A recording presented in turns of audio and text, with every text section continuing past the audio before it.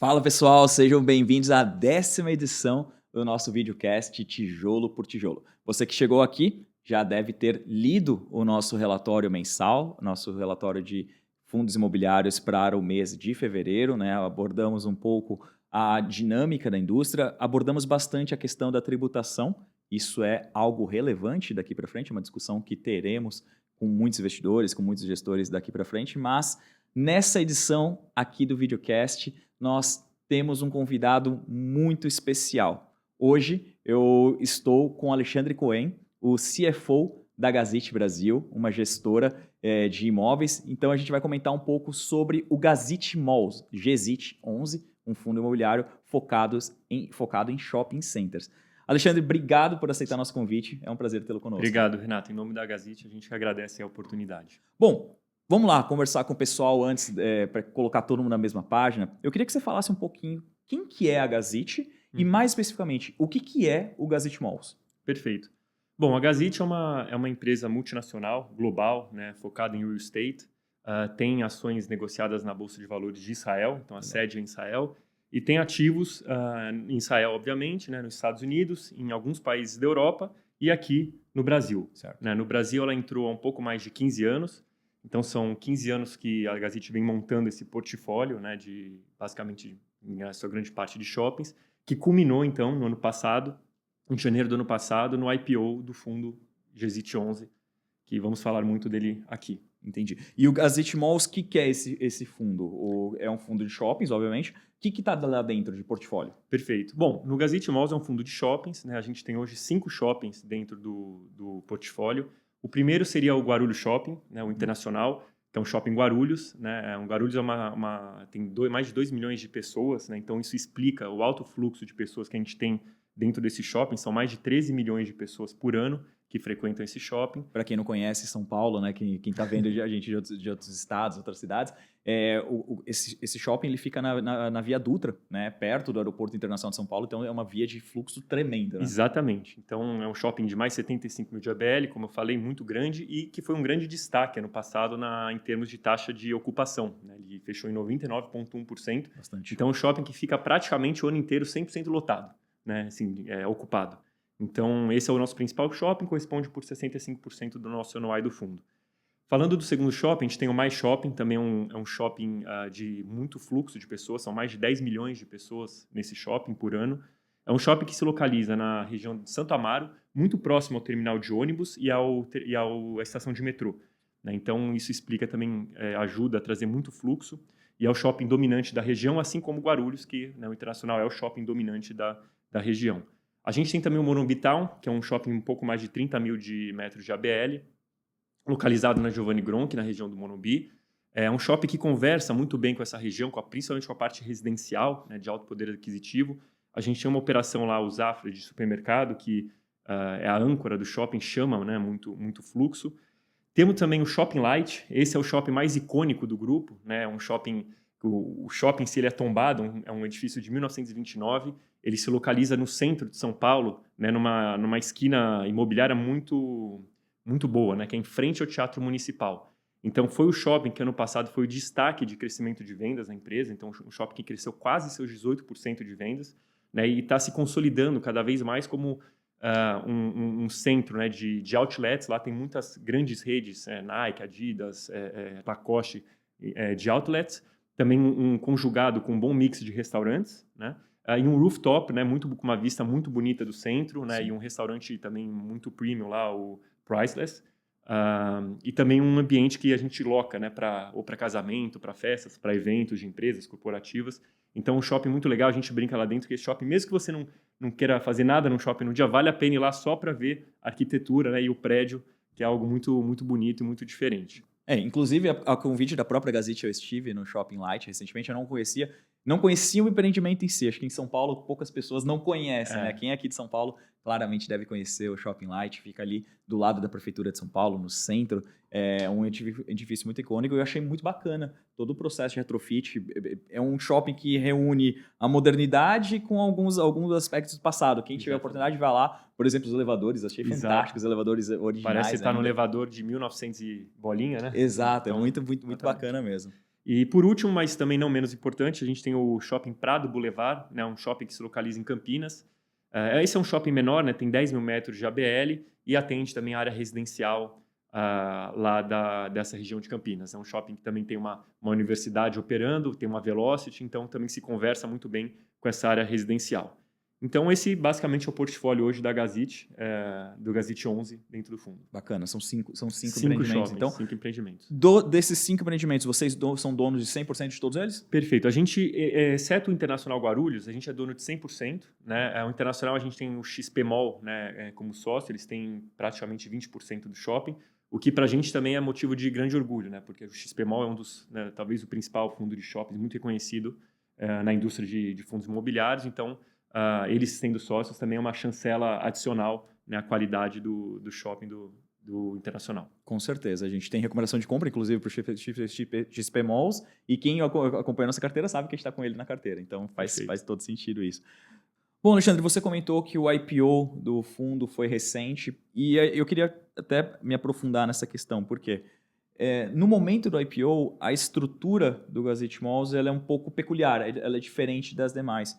Eu queria que você explicasse para quem está nos ouvindo o que é essa estrutura um pouco diferente e se essa estrutura ela perdura ou ela tem uma data de validade. Perfeito, Renato. Bom, o IPO, né, foi feito no começo do ano passado e foi feito com essa estrutura que o Renato comentou. Né? Hoje a gente tem duas classes de cotas, né, a cota A e a cota B. Né? O que está sendo negociado hoje no mercado é somente a cota A. Né? As duas possuem os mesmos direitos, né? A única diferença é que tem a cota A tem uma preferência na distribuição de dividendos, né, até o final desse ano, ou seja, até o final de 2025.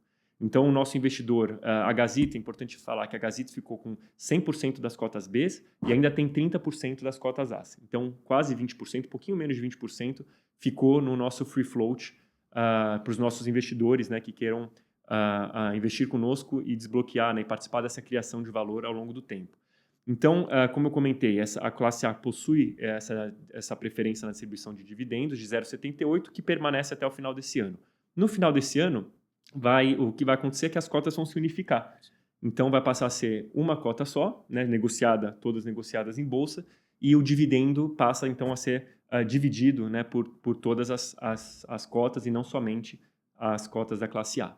Entendi. E isso vai ter um impacto no perfil do investidor, certo? Perfeito. É importante também falar. Hoje, por conta dessa estrutura, né, o fundo foi classificado como somente para investidor qualificado. Né? Então, isso no final desse ano, isso passa, né, a não valer mais. Então, o fundo passa a ser aberto para todos os tipos de investidores, né, não só aquele que é qualificado, etc. Então, isso cai e, obviamente, isso vai trazer muito rapidamente, né, um aumento de liquidez, né, assim que a gente entende, e também um aumento de número de cotistas para o fundo. Exato. Vamos acompanhar. Bom, Alexandre, aproveitando o gancho, então, já que você comentou da indústria, eu quero utilizar aqui esse espaço para comentar um pouco do lado operacional. A questão dos juros é um tema muito recorrente. Né? Toda conversa que eu tenho com investidores, toda conversa que eu tenho com gestores, é recorrente o efeito da taxa de juros sobre a precificação das cotas. Isso não é privilégio de um ou outro fundo. Né? Essencialmente, a indústria toda de fundos imobiliários tem sido penalizada pela essa taxa de juros mais alta. Isso é algo que a gente tem no radar, os investidores sabem que faz parte do investimento imobiliário, né? Investimento em fundos imobiliários. O que eu queria falar contigo agora é do ponto de vista operacional. Nós sabemos que shoppings essencialmente dependem do consumo das famílias. Taxas de juros mais altas ensejam em algum momento numa desaceleração do consumo dessas famílias, em decorrência de menor consumo das famílias, caso ele venha a acontecer, você pode ter algum problema com o seu inquilino, né? Que ele vai ter menos vendas, então ele fica mais difícil pagar o aluguel. Então eu queria entender aqui se isso já é uma realidade, vocês já começaram a perceber algum problema do ponto de vista de pagamento de aluguéis, né, dos lojistas, ou se isso já afetou, por exemplo, no nível de vendas, se é uma realidade já para vocês. Perfeito. Renato, muito boa sua pergunta, porque abre espaço para um esclarecimento. Né? Apesar de 2024 ter sido um ano, do ponto de vista de precificação de ativos, muito desafiador, né, como você falou, só relembrando um pouco os nossos ouvintes, né, a Bolsa caiu mais de 10%, né, o Small 11 mais de 20%, né, ou seja, a bolsa, de uma forma simplista, ex-Vale, Petro e bancos, caiu muito mais, né? O próprio IFIX caiu quase 6% e a Sim. curva de juros, né, dependendo do vértice que você olha, abriu 600 bips e o juro real cerca de 300. Então foi um ano muito estressante, Com né? certeza. É um cenário macro que a gente tem que ficar muito atento e que traz seus desafios, mas do ponto de vista operacional, aí linkando com a sua pergunta, 2024 foi um ano assim muito bom, muito satisfatório, né, de desempenho para os shoppings da Gazeta. A gente tem que as nossas vendas cresceram mais de 7%, né, no ano de 2024, com destaque para o Shopping Light, como eu já mencionei, que cresceu seus quase 18%. Né, a gente teve uma taxa de inadimplência de 0,1, ou seja, a gente levou de 2023 de 0,7 para 0,1 ao final de 2024, ou seja, praticamente não tivemos inadimplência, até recuperamos alguma coisa, né, em comparação a 2023. E também tivemos redução do nosso custo de ocupação para o lojista. Né? Para você ter ideia, em 2023 a gente fechou com 11,4% de custo de ocupação e isso já caiu para 10,7%. Né? Então, do ponto de vista operacional, tanto a Gazeta como o setor de forma geral não observou esse estresse todo que deu no mercado financeiro, né? Na precificação dos ativos. Então, para 2025, a gente entra bastante otimista, né? A gente entende que a gente deve crescer nosso NOI aí na faixa de 1 dígito alto, 2 dígitos baixos, né? E que a gente hoje, de janeiro foi um mês muito bom e a gente não enxerga hoje, não está enxergando uma deteriorização desse cenário. Né? Até porque os shoppings já se provaram, né, um modelo de negócio muito resiliente, né, principalmente depois da pandemia, isso ficou evidente para todo mundo. E, obviamente, se precisar ao longo do ano recalibrar o mix, algum setor sofrendo um pouco mais que outros, é possível de ser feito. Né? Então, a gente hoje estamos bastante confiantes para o ano de 25, 26, a despeito desse cenário desafiador do ponto de vista macro. Com certeza. E a gente até percebe isso, é legal você trazer aí em discussão, né? Porque quem nos acompanha em outras editorias, né, em outras publicações, inclusive as do nosso economista-chefe, né, o Dalton Gardner, com a Maria Clara, do nosso time de economia, os dados ainda não começam a mostrar desaceleração da atividade, né? Pelo contrário, a atividade ela continua, de certa forma, resiliente.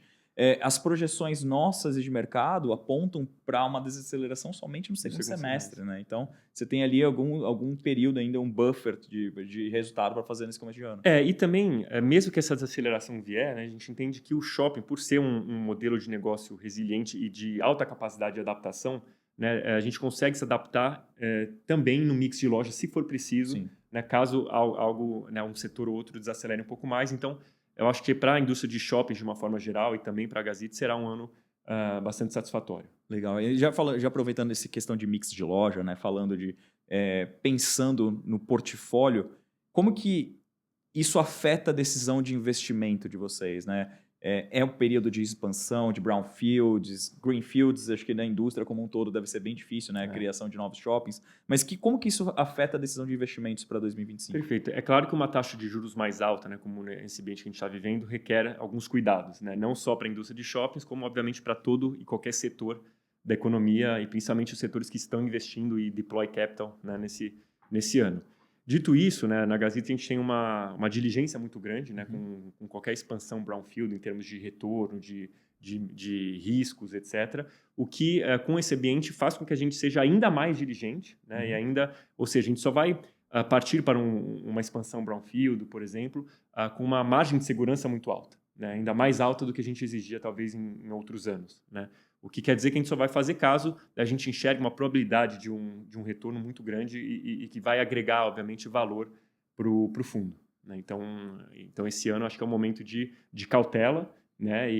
Mas, obviamente, sem perder de vista as oportunidades que esse ambiente mais desafiador acaba trazendo. Né? Às vezes, um ativo mais estressado também tem alguma oportunidade. Então, a gente tem que estar sempre de olho nisso. Falando em desafio, né? Você tem o desafio do lado econômico, né? E você tem o desafio da pressão de preços, né? A gente tem visto aqui um ambiente inflacionário latente, né? A inflação está persistentemente alta, está acima da meta de inflação do Banco Central.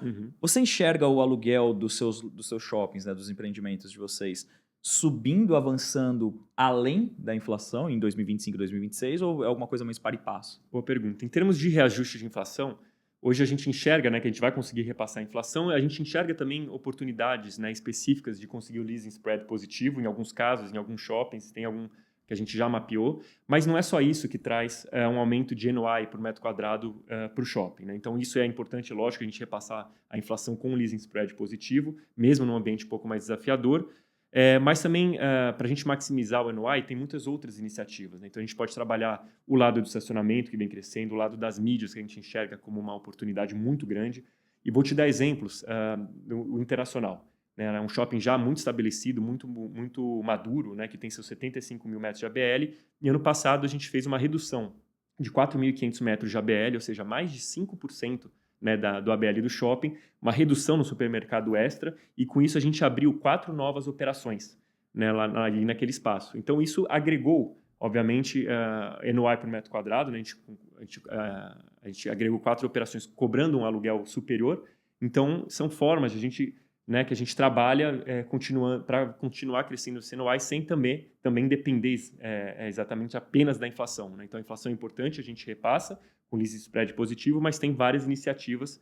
Posso citar também essa queda, né, do custo de ocupação, né, como muito benéfica também para a gente conseguir um leasing spread positivo, e eventualmente numa renovação de loja, alguém saiu, né, com custo de ocupação menor, a gente consegue também maximizar aquele aluguel para o novo entrante. Né? Então, são iniciativas que a gente faz e que nos deixa confiante aí para o ano, para a gente entregar, né, esse crescimento de NOI que eu comentei anteriormente. Entendi. E aí, pensando no seu portfólio atual, você entende que 2025 ou mesmo 2026 é um portfólio que você vai carregar, ou existe oportunidade de reciclagem, seja na compra de novos empreendimentos ou a venda, né? Porque o juro alto também afeta esse tipo de mercado, né? Sem dúvida. Hoje é boa pergunta, porque isso faz parte, né? É uma das estratégias de desbloqueio de valor hoje do GZIT 11. Né? Uma delas é isso que você comentou, talvez uma reciclagem de ativos. Hoje o mercado está fechado, né, para esse tipo de transação. Você vê que estão tendo poucas ou quase nenhuma emissão, né, até por conta dos fundos estarem sendo negociados abaixo do valor patrimonial. Então, isso o que torna um pouco mais difícil, né, de fazer isso nesse ano. A gente também tem uma outra estratégia, segunda, que seria, né, como eu comentei um pouquinho, o brownfield. Né? Hoje, tirando o Shopping Light, que é um shopping tombado, né, um edifício tombado, todos os outros shoppings da Gazit, a gente possui a prerrogativa de realizar um brownfield se assim a gente entender que gera valor. Né? Então, por exemplo, no Internacional é um shopping que a gente olha com muito carinho, né, com muito cuidado, essa expansão, por ser um shopping de alto fluxo, né, e já comprovadamente dominante em sua região e muito rentável, a gente enxerga que ali teria potencial, por exemplo, para uma futura expansão, ou mesmo melhorar também a questão da experiência do estacionamento, né, que é tão cheio que acaba, às vezes, lotando o estacionamento, melhorar essa experiência para o cliente e para o consumidor e fazer, talvez, uma expansão bem organizada, obviamente casando as formas de financiamento, né, no momento certo, no tempo certo, com o custo certo, né, e para agregar valor para o fundo. E a última estratégia de desbloqueio de valor seria também venda de participações minoritárias, né? Linkando com a sua pergunta no começo, quando você perguntou se a gente possuía 100%, né, de todos os shoppings. Tirando o internacional, como eu comentei, a gente possui 100%, e obviamente a gente pode vender participações minoritárias, mantendo, né, o controle do shopping, num cap rate adequado, também trazendo, né, desbloqueando valor ao longo do tempo para o nosso cotista. Com certeza. Acho que a percepção aqui que a gente tem é que a operação de shoppings, né, é bastante complexa. A gente, às vezes, vai lá no shopping no dia a dia, a gente acaba esquecendo o quantas partes móveis tem por trás e quanto que um ambiente como esse ele gera desafios, mas também tem bastante oportunidades. Né? A gente tem visto na Bolsa aqui, principalmente entre os fundos imobiliários, né, a gente tem comentado bastante sobre a recorrência das receitas, a resiliência das receitas que a gente observa, principalmente nos fundos de shoppings. Então, é uma oportunidade para quem tem interesse de se aprofundar um pouco mais. E aí, já como mensagem final para quem está nos acompanhando até aqui, o que o investidor pode esperar de 2025, né, do Gazette Malls e talvez até principalmente do ponto de vista de remuneração? Renato, para 2025, o que a gente pode esperar, né, para os nossos, o que o nosso cotista pode esperar né, a gente vai manter esse guidance de 0,78 por ação de remuneração, que dá seu dividend yield bastante atrativo, né, aí ao redor de 18% no ano. E o que o nosso cotista, nosso investidor pode esperar, né, para frente é basicamente a manutenção, né, a continuidade desse trabalho que a gente vem fazendo, que a Gazit vem fazendo nos últimos 15 anos, mais especificamente, né, com a abertura do GZIT 11, né, que é a constante busca, né, por eficiência, redução de custo de ocupação, né, a redução da inadimplência, o crescimento, né, dos shoppings, o desbloqueio de valor que ao longo do tempo a gente enxerga, como comentei, fruto dessa estratégia que a gente tem para o fundo. Então, é o que a Gazit sempre fez, vai continuar fazendo, né, aperfeiçoando o que tem que ser aperfeiçoado e melhorando cada vez mais. Então, a gente é isso que o nosso cotista, né, o nosso investidor pode esperar, né, da Gazit. Bacana, no próximo convite a gente vê se de fato tivemos esse ambiente propício aqui para vocês pudessem entregar essa meta. Queria agradecer a todos vocês que nos acompanharam até aqui. Já faço o convite para a nossa próxima edição, não deixe de conferir também o Tijolo por Tijolo, nossa 11ª edição. Logo, logo a gente está apagando velhinhas, fazendo um ano, então deixa seus comentários aqui embaixo do que você tem achado dessa editoria, sugestões para próximos temas. É muito importante saber o que vocês querem ouvir da gente e a gente trazer o tema mais alinhado possível. Eu queria agradecer você, Alexandre, muito obrigado, e toda Renato. a Gazit por todo essa ajuda, esse empenho aqui de estar conosco, estar falando com o nosso investidor, porque essa transparência em momentos de maior turbulência de mercado é super importante. Sem dúvida. Então, Alexandre, muito obrigado. Em nome da Gazit, a gente agradece aí o espaço e a oportunidade de falar com os ouvintes do Bradesco e da Ágora. Até a próxima, pessoal.